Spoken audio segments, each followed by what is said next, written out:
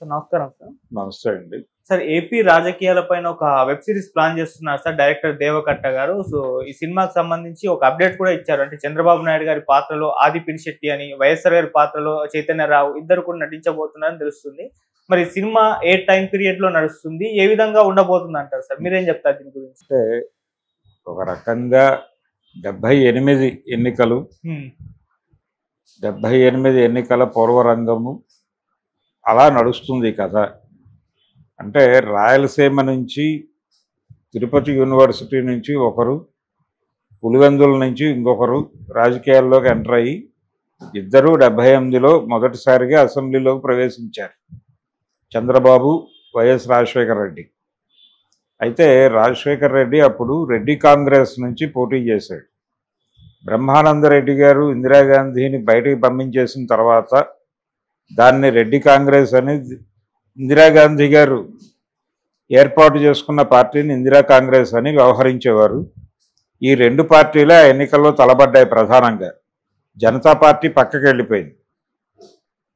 ఈ సమయంలో రెడ్డి కాంగ్రెస్ నుంచి కూడా ఇక్కడ నిలబడ్డారు. వెంగళరావు గారు ఆ రోజున ఆ శిబిరానికి నాయకత్వం వహించాడు. యువతల వైపు చెన్నారెడ్డి గారు, అలాగే నాదెండ్ల భాస్కర్రావు, ఇలాంటి చాలామంది నాయకులు ఉన్నారు ఇక్కడ. ఈ కాంపౌండ్లో నుంచి చంద్రబాబు నాయుడు గారు టికెట్ సంపాదించుకున్నాడు రాజగోపాల్ నాయుడు గారి ఆశీర్వాదంతో. అక్కడ వైఎస్ రాజశేఖర రెడ్డి రెడ్డి కాంగ్రెస్ నుంచి టికెట్ సంపాదించుకున్నాడు. ఆవు దూడ గుర్తు మీద గెలిచాడు. ఆవు దూడ గుర్తు మీద గెలిచింది ఇద్దరే. అందులో ఓ పెద్ద ఆవిడ, రాజశేఖర రెడ్డి ఇద్దరు ఉండేవారు. వాళ్ళిద్దరూ అసెంబ్లీకి వచ్చినప్పుడు ఆవు దూడల్లా ఉన్నారని మాట్లాడుకునేవారు ప్రపంచం.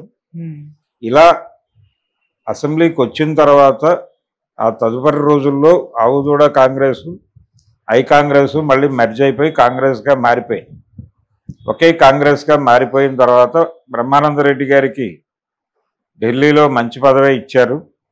ఇలా ఆయన గొడవ నడిచిపోయింది. అలా రాజకీయ అంటే భిన్నమైనటువంటి పార్టీల నుంచి గెలిచి అసెంబ్లీలోకి వెళ్ళినటువంటి వీళ్ళిద్దరి మధ్య ఒక స్నేహం నడిచింది. ఆ స్నేహంతో పాటు ఎవరి పథకాలలో వాళ్ళ పథక రచనలో వాళ్ళు ఉండేవాళ్ళు.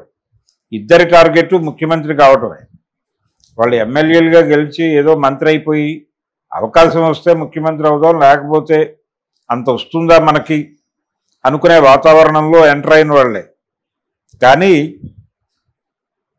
వైఎస్ రాజశేఖర రెడ్డికి ఎమ్మెల్యే అయిన మొదటి రోజే మనం ముఖ్యమంత్రి కావాలి అనే ప్రోగ్రాం ఉంది, చంద్రబాబుకి ఉంది.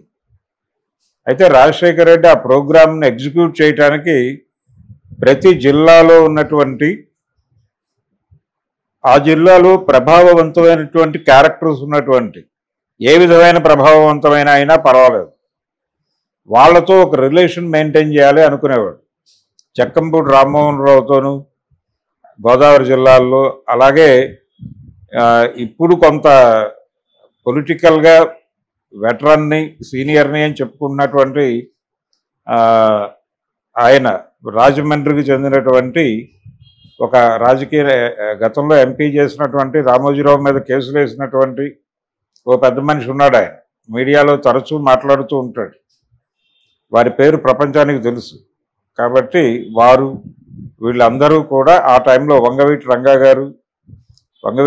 గారిని కూడా తన కోటరీ మనిషిగా ఆయన భావించేవాడు వైఎస్ రాజశేఖర రెడ్డి. ఇలా వీళ్ళందరితోనూ మంచి సంబంధాలు మెయింటైన్ చేసేవాడు. కన్నా లక్ష్మీనారాయణ, వీళ్ళందరితోనూ ఇలా ఈ రిలేషన్స్ మెయింటైన్ చేస్తూ తన గ్రూప్ అనేదాన్ని ఒకదాన్ని స్ట్రైట్ వైడ్ డిజైన్ చేసుకున్నాడు ఆయన.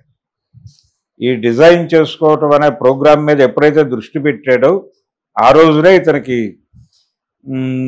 సీఎం కావాలి అనే ఒక ప్రోగ్రాం ఉంది అనే విషయం అందరికీ అర్థమైంది. ఆ టైంలో ఇంకా వెనకబడే ఉన్నాడు చంద్రబాబు. ఆయన ఆ డిజైనింగ్ చేస్తున్న రోజుల్లో చంద్రబాబు నాయుడు గారు కూడా ఆయన సన్నిహితుడిగానే ఉండేవారు, వారి మిత్ర బృందంలో ఉండేవాడు. వీళ్ళందరూ కలిసి దిగినటువంటి ఒక గ్రూప్ ఫోటో ఉంది ఇప్పటికీ. అలాగే ఒక రోజు అసెంబ్లీ వేదికగానే చంద్రబాబు ముఖ్యమంత్రి కావడానికి నేనే కారణం అన్న పద్ధతిలో ఆయన మాట్లాడాడు. అంటే చంద్రబాబు నాయుడు గారికి చిత్తూరు జిల్లా నుంచి ఒక సంబంధం ఏదో వస్తాయి, దాన్ని కాదని ఈ పెళ్లి చేసుకున్నాడు, ఏది ఎన్టీఆర్ కూతుర్ని.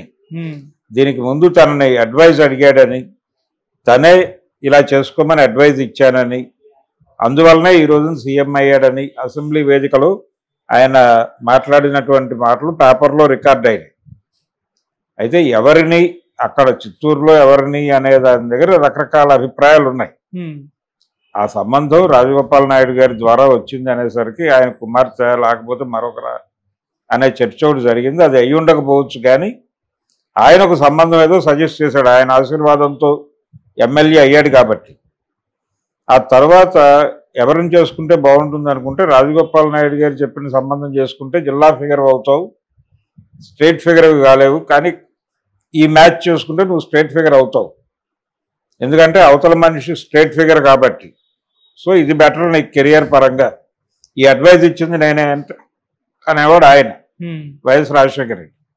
ఆ విధంగా వాళ్ళిద్దరి మధ్య స్నేహం మొదలై ఒక రకంగా ఒక దశలో చంద్రబాబుకి ఆయన నాయకుడిలాగా బిహేవ్ చేసి, ఆ తర్వాత ఈయన అనుకోకుండా అదృష్టం కలిసి వచ్చి ముఖ్యమంత్రి అయిపోయి వీళ్ళిద్దరూ ప్రత్యర్థులైపోయి, ఆ ప్రత్యర్థుల మధ్య తీవ్రమైనటువంటి ఘర్షణపూర్వకమైన వాతావరణం, చివరికి ఒకరి ముఖాలు ఒకరు చూసుకోలేని పరిస్థితి, ఒకరినొకరు విమర్శించుకోకపోతే కుదరని పరిస్థితి ఏర్పడింది. ఏర్పడిన తర్వాత కూడా వీళ్ళందరూ 78 బ్యాచ్ అనే ఉద్దేశంతోనే ఉండేవారు. 78 ఎన్నికల నుంచి ఉద్భవించిన నాయకులం మనందరం కలిసికట్టుగా ఉండాలి అనేటువంటి ఒక స్పిరిట్ కూడా క్యారీ అయ్యేది వీళ్ళల్లో. అప్పుడప్పుడు కలుసుకునేవాళ్ళు, ఆ టీం అంతా కలుసుకునేది అప్పుడప్పుడు. అక్కడ వరకే కన్ఫైన్ అయ్యేవారు, ఆ పార్టీ వరకు సరదాగా మాడుకుని బయటకు వచ్చేసారు. ఇలా వైఎస్ రాజశేఖర రెడ్డి నవ్వు మీద ఆయన పార్లమెంట్ వేదికగా చాలా కామెంట్స్ చేశాడు చంద్రబాబు నాయుడు గారు. అలా వాళ్ళిద్దరి మధ్య నడిచినటువంటి ఘర్షణ ఐక్యత అనే దానికి సంబంధించినటువంటి ఎలిమెంట్స్ తీసుకుని ఒక వెబ్ సిరీస్ చేస్తే బాగుంటుంది అనే అభిప్రాయం చాలా కాలంగా ఉంది దేవకట్ట గారికి. చాలా సందర్భాల్లో చాలా మందిని ఇన్వాల్వ్ చేసి స్టోరీ డిస్కషన్స్ నడిపాడు ఆయన. ఆ విధంగా ఆయన కూడా విపరీతంగా పరిశోధన చేశాడు, చదివాడు. ఇలా చదివి అర్థం చేసుకున్నటువంటి కంటెంట్ని ఒక దగ్గరికి తీసుకొచ్చి పెట్టేటువంటి ప్రయత్నం చేస్తున్నాడు. ఇప్పుడు ఆయన ఎమోషనల్గా డెమోక్రటిక్ పాలిటిక్స్ అంటే ఎన్నికల రాజకీయాలు, ఈ ఎన్నికల రాజకీయాలలో పైకి కనిపించని నెత్తురు, పైకి వినిపించని హింస ఉంటుంది. వీటిని ప్రొజెక్ట్ చేయటం అనేది చాలా కసరత్తు, అది అసిధారావ్రతం లాంటిది అని మణిరత్నం లాంటి వాడు కూడా మాట్లాడేశాడు. మరి ఈ వెబ్ సిరీస్లో వీళ్ళిద్దరి మధ్య ఘర్షణ ఐక్యతల్ని ఆయన ఎలా ఆవిష్కరిస్తాడు, వీళ్ళ నేపథ్యం